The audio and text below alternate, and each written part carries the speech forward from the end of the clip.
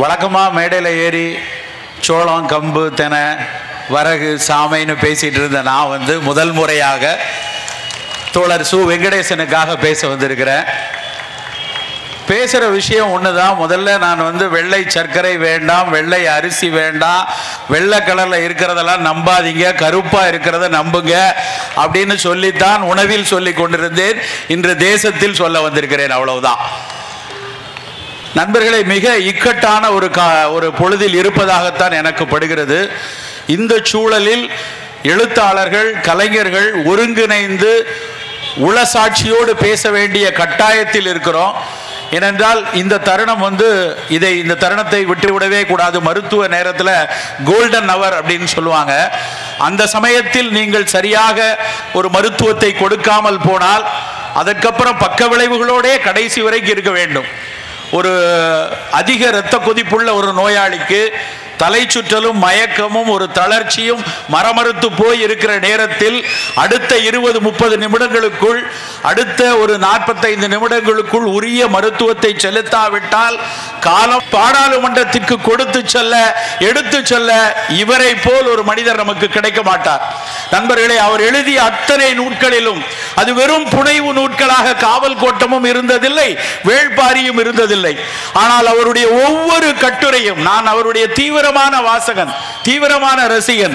அத்தோடு விகடன் மூலமாக தொடர்ச்சியாக அவரோடு பல்வேறு கல்லூரிகளுக்கு, பள்ளிகளுக்கு அவரோடு பயணிக்கக்கூடிய ஒரு பயன் எனக்கு கிடைத்தது.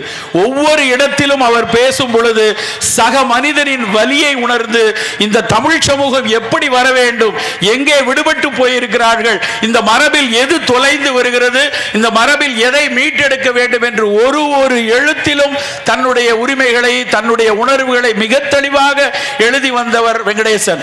அவர் மிகச்சிறப்பாக இந்த மதுரை மக்களுக்கான இந்த வைகை மண்ணை மீட்டெடுப்பதற்கு, இந்த வைகையில் மீண்டும் மிகச்சிறப்பான ஒரு நலம் பெறுவதற்கு நம்முடைய வெங்கடேசனை விட ஒரு தேர்ந்த மனிதர் கிடையாது. அதை தாண்டி இப்பொழுது யார் 39 எம்பிக்கள் என்று கேட்டால் எனக்கு தெரியாது, பேர் கூட யார் என்றே தெரியாத மக்கள் இருக்கக்கூடிய இடத்துல இந்த மண்ணில் யார், இந்த மண் என்னது, இந்த மண்ணில் இருக்கக்கூடிய மீனாட்சி அம்மன் கோயிலாக இருக்கட்டும், இந்த வைகையாக இருக்கட்டும், நூட்களிலும் அது வெறும் புனைவு நூட்களாக காவல் கோட்டமும் இருந்ததில்லை, வேள்பாரியும் இருந்ததில்லை. ஆனால் அவருடைய ஒவ்வொரு கட்டுரையும், நான் அவருடைய தீவிரமான வாசகன், தீவிரமான ரசிகன். அத்தோடு விகடன் மூலமாக தொடர்ச்சியாக அவரோடு பல்வேறு கல்லூரிகளுக்கு, பள்ளிகளுக்கு அவரோடு பயணிக்கக்கூடிய ஒரு பயன் எனக்கு கிடைத்தது. ஒவ்வொரு இடத்திலும் அவர் பேசும் பொழுது சக மனிதனின் வலியை உணர்ந்து இந்த தமிழ் சமூகம் எப்படி வர வேண்டும், எங்கே விடுபட்டு போயிருக்கிறார்கள், இந்த மரபில் எது தொலைந்து வருகிறது, இந்த மரபில் எதை மீட்டெடுக்க வேண்டும் என்று ஒரு எழுத்திலும் தன்னுடைய உரிமைகளை, தன்னுடைய உணர்வுகளை மிக தெளிவாக எழுதி வந்தவர் வெங்கடேசன். அவர் மிகச்சிறப்பாக இந்த மதுரை மக்களுக்கான இந்த வைகை மண்ணை மீட்டெடுப்பதற்கு, இந்த வைகையில் மீண்டும் மிகச்சிறப்பான ஒரு நலம் பெறுவதற்கு நம்முடைய வெங்கடேசனை விட ஒரு தேர்ந்த மனிதர் கிடையாது. அதை தாண்டி இப்பொழுது யார் 39 எம்பிக்கள் என்று கேட்டால் எனக்கு தெரியாது, பேர் கூட யார் என்றே தெரியாத மக்கள் இருக்கக்கூடிய இடத்துல இந்த மண்ணில் யார், இந்த மண் என்னது, இந்த மண்ணில் இருக்கக்கூடிய மீனாட்சி அம்மன் கோயிலாக இருக்கட்டும், இந்த வைகையாக இருக்கட்டும், இந்த மண்ணின் அத்தனை கூறுகளும் கீழடியில் இருந்து அத்தனை விஷயத்தையும் உலகெங்கும் எடுத்து சொன்ன ஒரு மனிதர் இவர். இன்று கீழடியை பற்றி சிட்னியில் பேசுகிறார்கள், கீழடியை பற்றி நியூ ஜெர்சியில் பேசுகிறார்கள், கீழடியை பற்றி சூரிச்சில் பேசுகிறார்கள் என்றால் அது வெங்கடேசனுடைய ஆய்வும் எழுத்தும் தான் நண்பர்களே. அத்தனை எழுத்திற்கு பின்னாலும் ஆய்வுக்கு பின்னாலும் ஒரு அரசியலில் அறிவியல் சொன்ன மனிதர் வெங்கடேசன்.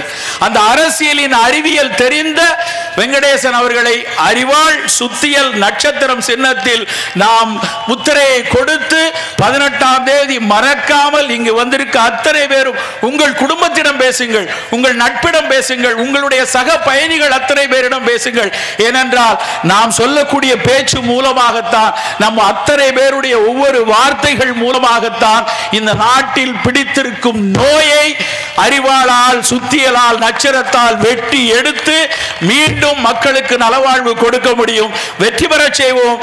வெளியில வந்து பத்திரிகையாளரை சந்தித்த போதோ என்னுடைய உணவில் ஏதோ கலந்திருக்கிறார்கள் என்ற ஐயத்தை அவர் வெளிப்படுத்தினார். அவர் மட்டுமல்ல, இன்னைக்கு தமிழ் சமூகத்துக்காக போராடி சிறை சென்று மீண்டு வந்திருக்கூடிய வேல்முருகனும் இதே பிரச்சனையால் தான் நலிவுற்று இதே குடல், சிறுநீரகம், கல்லீரல், கண் பார்வை மங்களாக தெரிகிறது.